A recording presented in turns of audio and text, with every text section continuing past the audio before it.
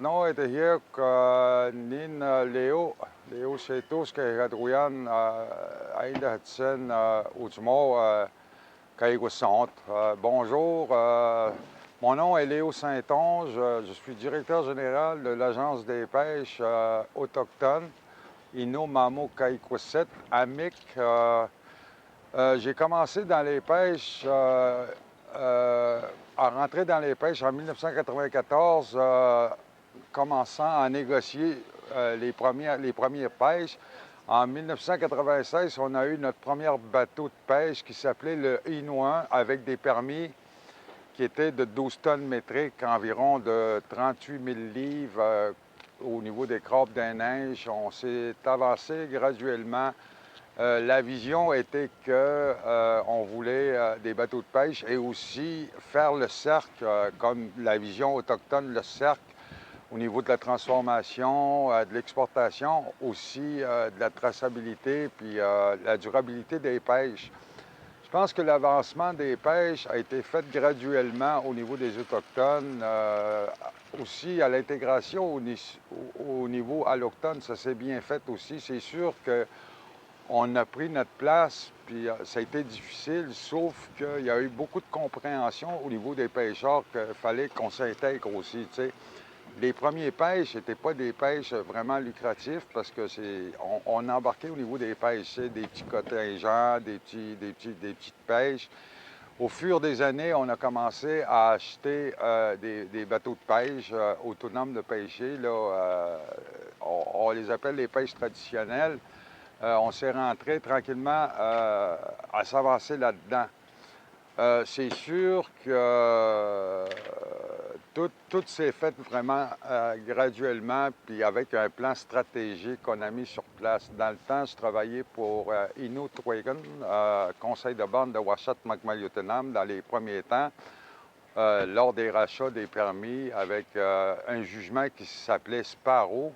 Le jugement Sparrow nous a donné l'accès au niveau des rachats des pêches avec un programme qui était instauré par le ministère des Pêches et Océans qui a nommé la stratégie des pêches autochtones, la SRAPA. C'est à partir de ce programme-là qu'on a commencé à faire des rachats, à négocier des bateaux avec des pêcheurs, à faire des achats. Aujourd'hui, je pense que au niveau du développement économique dans les communautés, c'est vraiment l'une des plus grosses dans les affaires des Autochtones. On parle quand même ici, dans la pêche, on parle d'à peu près de 46, on a atteint à peu près de 46 au Québec des pêches sont exercées ou détenues par des Autochtones. C'est quand même assez considérable quand on parle de la pêche au Québec. C'est sûr qu'aujourd'hui, on évolue, on veut maîtriser aussi au niveau environnemental toute la recherche scientifique qui vient avec. Aussi, on est en train de travailler aujourd'hui dans des pêches aussi nouvelles, exploratoires, comme toute pêche comme cocombe de mer, buxin, on est dans tout ce qui est pêche. Aussi, on a fait une grande recherche sur les algues, puis on va devenir une des premiers aussi à faire la récolte bien vite. On s'avance tranquillement là, sur tout ce qui est aspect marin. C'est vraiment important pour les communautés. Je venais de dire tantôt que c'est une des entreprises qui est plus lucrative dans les communautés. On a essayé plusieurs façons au niveau du développement économique, mais ça en est une qui a marché dans les communautés. On parle à peu près de l'ordre de 2 millions par communauté de profit aussi. C'est vraiment un générateur de revenus qui est assez considérable au niveau des Autochtones. En termes d'emploi, c'est assez considérable aussi. Là, avec les usines, on parle à peu près de 200-250 emplois au niveau des communautés autochtones. Qu'est-ce qui est plus important au niveau d'employabilité aussi. C'est sûr que nous, dans nos bateaux, on met toujours une personne de plus pour créer l'employabilité. Puis je pense que la fierté au niveau des Autochtones, la pêche, c'en est une, là. On est capable de passer à travers, puis on exerce ce métier-là avec force, avec des gens aussi, des Allochtones qui nous aident beaucoup. Les pêcheurs autour de nous, là, il y a des pêcheurs allochtones qui viennent nous donner des coups de main parce que l'apprentissage se fait tranquillement. T'sais. C'est avec les Allochtones qu'on est capable de faire aussi nos pêches commerciales. Qu'est-ce qui est important de savoir aussi au niveau des permis? C'est pas des permis individuels, c'est des permis communautaires. Les permis appartiennent au conseil de bande qui sont juste une gestion. Tous les conseils de bande ont fait une gestion là, du capitaine propriétaire. Il y en a rarement. Il y en a un peu, mais c'est rare chez les Autochtones qui sont des capitaines propriétaires. C'est plutôt des permis comme communautaires. On gère pour la communauté, puis on pêche pour la communauté. Toutes les ristournes d'argent servent à faire d'autres entrées de jeu pour faire travailler le monde. C'est assez impressionnant qu'est-ce qu'on peut faire avec les fonds qui déroulent des profits. On peut faire travailler d'autres mondes dans les communautés. Ça a son importance.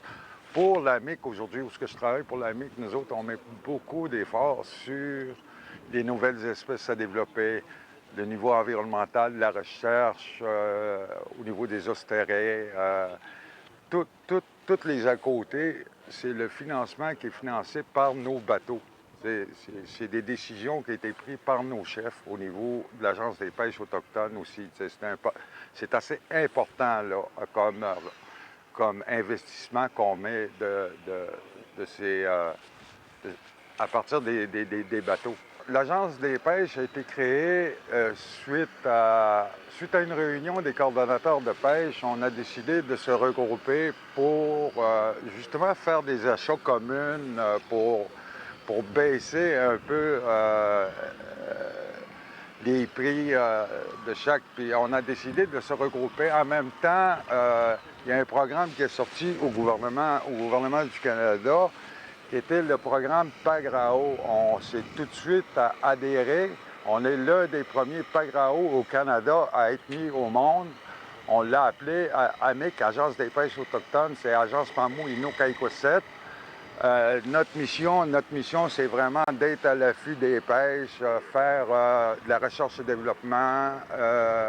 On a tout le côté qui est environnemental au niveau de la gestion des pêches pour aider les communautés à mieux gérer aussi leur pêche.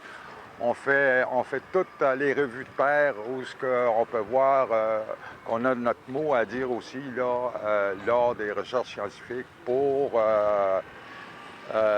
les contingents à donner. On met beaucoup de temps là-dessus. C'est nous autres qui fait de la recherche exploratoire en mer aussi pour savoir si la ressource, comment elle se comporte. Pour nous, on vise beaucoup la durabilité de l'espèce pour laisser pour les générations futures. L'autre chose que c'est vraiment important, dû au cercle, on a réussi à mettre sur place une usine de transformation de crabes des neiges, en premier une usine qui s'appelle OMEC. OMEC, ancien mot qui regroupe tous les poissons dans la langue Innu. OMEC, c'est tous les poissons en général. Une usine de transformation de crabes qui fait quand même travailler un générateur très important au niveau des communautés. 3 communautés qui se sont regroupées à faire un rachat d'usine, c'est SCP, Pessamit puis Ouachat Macmaliutenam, qui se sont regroupés pour acheter une usine de transformation. Par la suite, on a acheté une autre usine, plus des poissonneries, plus Pêcherie Manicouagan qui fait plus d'exportation. On a comme bouqué un peu le cercle qu'on avait mis stratégiquement comme avant. C'est sûr que pour ceux qui sont pas en affaires avec OMEC, il y a toujours un incitatif de plus à livrer le crabe chez les Autochtones pour on emploie pas mal de personnes qui viennent un peu de partout, devenant jusqu'à Shefferville, côté des Nascapi, qui viennent travailler à l'usine aussi. Il y a beaucoup de personnes, il n'y a pas juste de Wasatch McMulluthlan qui vient de la base Côte-Nord, de Notaquan, à venir à Equanjit qui viennent travailler à cette usine-là. C'est quand même une fierté. Il y a beaucoup de femmes qui travaillent là. C'est valorisant, tu sais. C'est très valorisant comme travail parce qu'on sait déjà, une personne qui travaille avec la ressource, tu sais, c'est comme une fierté de travailler pour ça, tu sais. C'est pour ça d'ailleurs, tu sais, on fait tout le temps la comparaison de Walmart. Il n'y a personne qui travaille à Walmart autochtone, mais où ce que tu travailles avec la ressource, il y a beaucoup de personnes qui aiment ça, tu sais, travailler. Au niveau autochtone, c'est la ressource.